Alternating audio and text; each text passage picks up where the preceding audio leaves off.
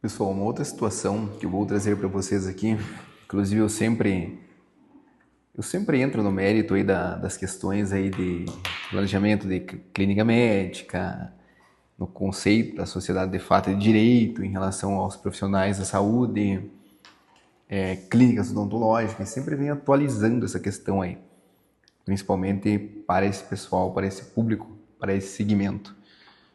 E interessantíssimo um julgado do CARF recente, agora de 2026, aonde o CARF manteve a autuação na pessoa física pela condição de uma regra muito básica, muito simples, na verdade.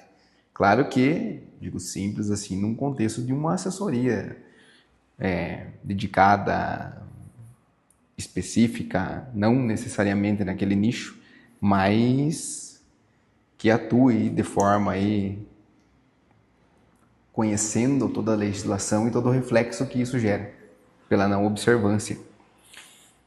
Então, o que significa isso? Esse julgado do CARF. Então, era uma sociedade médica onde existia a figura da distribuição de lucro para os sócios. Os sócios recebendo a renda isenta até então, porque nós falamos aí de fatos geradores de 2020, deixa eu já validar aqui, no ano de 2013 a 2014. Esse período aqui. Aonde, pelo relato da fiscalização, existiu rendimentos isentos e não tributáveis, no valor, por exemplo, de em 2013 recebeu 432 mil e em 2014 recebeu 439. Ponto. Então a pessoa física recebeu da pessoa jurídica. A grande sacada disso tudo aqui é a figura do quê? De não haver a discriminação da parcela a que se refere lucro em relação à parcela que se refere remuneração pelo trabalho. Quando nós falamos de atividade de profissional autônomo ou de profissão regulamentada, nós sabemos que o médico, quando ele atua, ele está prestando o serviço, certo? É diferente daquele cenário em que eu sou um mero investidor e eu vou participar somente dos lucros pelo percentual que eu investi, porque eu tenho um outro negócio, eu tenho várias frentes de atividades e por aí vai, aquele blá blá blá inteiro. E não é esse o caso.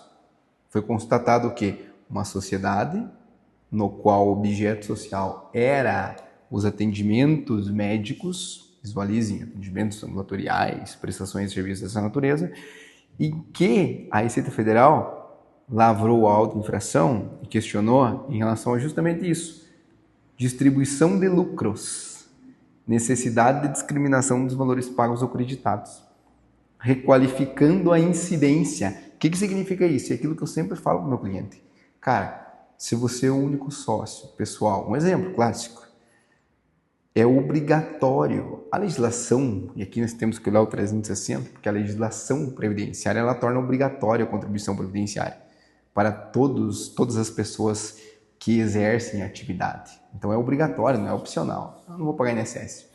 Cada escolha é uma renúncia. Então, nesse contexto, não existia figura de prolabore, ou um prolabore não atendia o requisito, e criou-se essa desconsideração, mas visualizem um cenário em que não existe nem retirada de prolabore. O cara só está retirando o lucro da pessoa jurídica. E ele, de fato, a gente sabe que tem exercício pleno naquela atividade. O exercício ele é total. Então, automaticamente, deparando-se com um cenário desse, existe solução de consulta da Receita Federal que atribui isso, e eu sempre reforço para o meu cliente, cara, tem que ter prolabore, é obrigatório o prolabore, e de fato, e seria lindo e correto que aquele prolabore refletisse a realidade do fato, certo? O que é refletir a realidade do fato?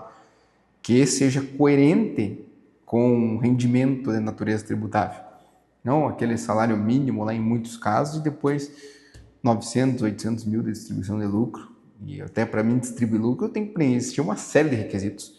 E agora eu tenho outro contexto, que é uma outra história, que é um outro assunto, que é Um outro resumo da ópera que eu falei na sequência sobre uma frustração do governo em relação à arrecadação da retenção no conceito da alta renda. Então, mas no resumo da ópera, ao que se refere agora o objeto dessa atualização, é o que? É o CARF mantendo uma autuação em cima de um contribuinte que somente recebia rendimentos isentos, assim denominados, pela distribuição de lucro, não tendo parcela discriminatória daquilo que é prolabore, certo? Rendimentos pelo trabalho, rendimentos pelo exercício, e pior ainda, o contrato social não previa uma possibilidade de distribuição desproporcional do lucro, o que tem que existir. Eu tenho que ter num contrato social uma cláusula de antecipação, de possibilidade de antecipação da distribuição de lucro e uma possibilidade também de distribuição desproporcional ou um acordo de sócios, certo?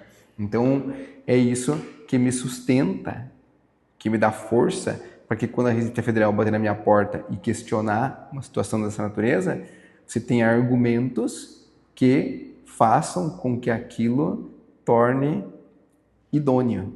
Ou seja, eu tenho uma contabilidade regular, eu tenho uma atividade operacional, eu preencho o requisito do conceito da atividade econômica, certo? Então, fato esse, eu tenho um prolabore lá que se refere a determinado valor, eu apuro o meu resultado e eu distribuo aquele lucro isento. Agora são outros arranjos, né? Mas de toda forma, enquanto a legislação era totalmente isenta, fato esse aí, não existiu então a separação da verba, o que é prolabore e o que é distribuição de lucro, e querendo ou não, aí o CARF manteve uma autuação aí considerável em cima da pessoa física.